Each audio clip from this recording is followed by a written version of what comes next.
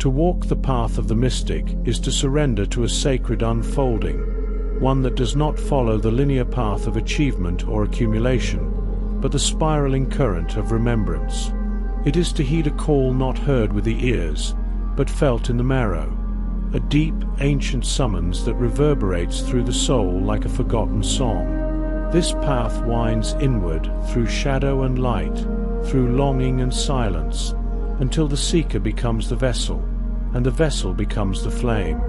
At the heart of this sacred pilgrimage lies the awakening of the Golden Serpent, a radiant force of divine intelligence coiled in luminous stillness at the base of the spine, waiting not to be conquered, but to be honored and invited.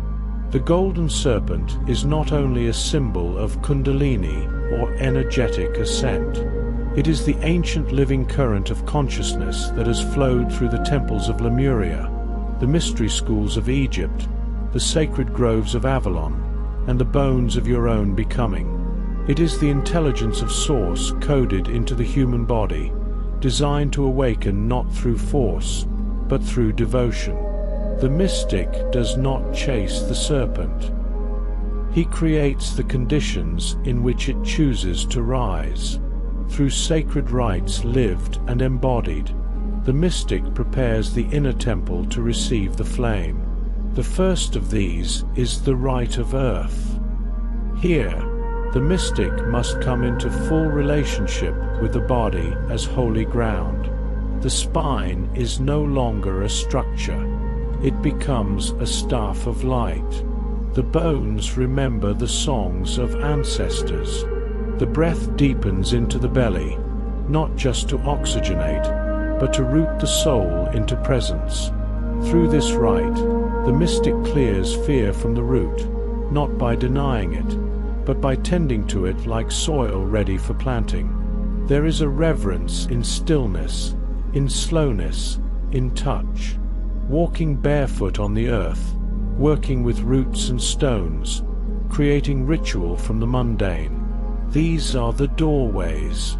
The serpent will not rise if the ground is not fertile. It must feel the mystic's trust in embodiment before it begins to stir. As the body anchors, the mystic is drawn into the waters of the womb, the inner ocean where memory, pleasure, and pain entwine. The rite of water invites surrender. It baptizes the mystic in the full spectrum of feeling, not just the personal tides, but the ancestral sorrows and collective griefs that live in the sacral sea. Emotions are not distractions here. They are oracles. To cry is to cleanse. To feel desire is to remember the magnetism of creation. In this rite, the mystic reclaims pleasure as sacred and intuition as law.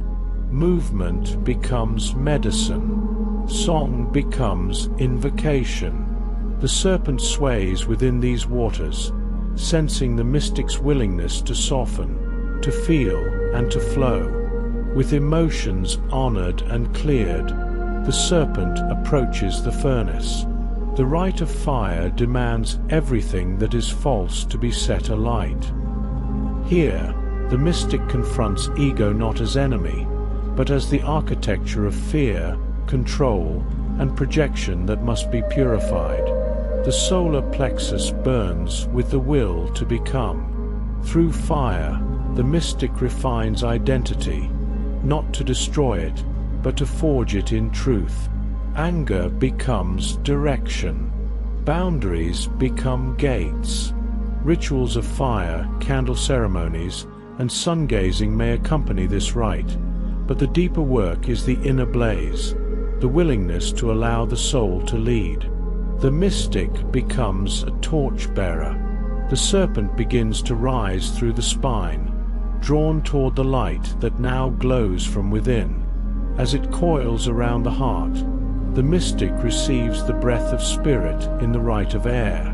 The heart is the altar of union, the place where opposites dissolve into holy embrace.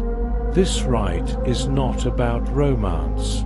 It is the threshold of divine compassion, where the mystic becomes a vessel for love that asks for nothing in return. The breath becomes prayer. Every inhale is a remembrance. Every exhale, a release. Through forgiveness, grief is transformed into gold. The mystic begins to breathe for the collective, channeling life force into the web of all beings. The serpent glides gently here, tender yet powerful, drawn upward by the frequency of unconditional love. Then the voice awakens. The rite of sound anoints the throat with sacred frequency. The mystic learns that every word is a spell, every vibration a sculptor of reality. Through chant, mantra, and intentional silence, the voice is reclaimed, not to impress, but to express the current of the soul. This is not a time for idle speech.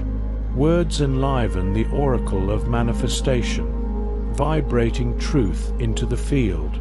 The serpent pulses upward, responding to the resonance of authenticity. The voice becomes a tuning fork. Language becomes divine architecture. The inner I begins to pulse.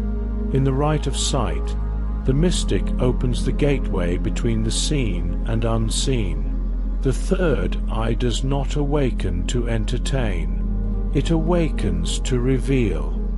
Here, the mystic learns to perceive patterns, archetypes, timelines, and symbolic languages. Dreams become maps. Silence speaks louder than form. The veil thins, not to separate, but to unify dimensions. With great vision comes great responsibility.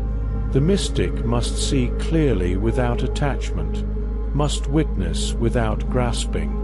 The serpent now dances through the corridors of light and shadow, illuminating the inner sanctum of knowing. Finally, the crown is touched by flame. The rite of light is the coronation of the mystic. The thousand-petaled lotus unfurls, not as an escape from the world, but as an invitation to be fully present within it as divine embodiment. Light pours into the spine. The nervous system becomes crystalline. The mystic becomes a bridge between worlds, a living altar through which Source breathes. Guidance becomes intuitive.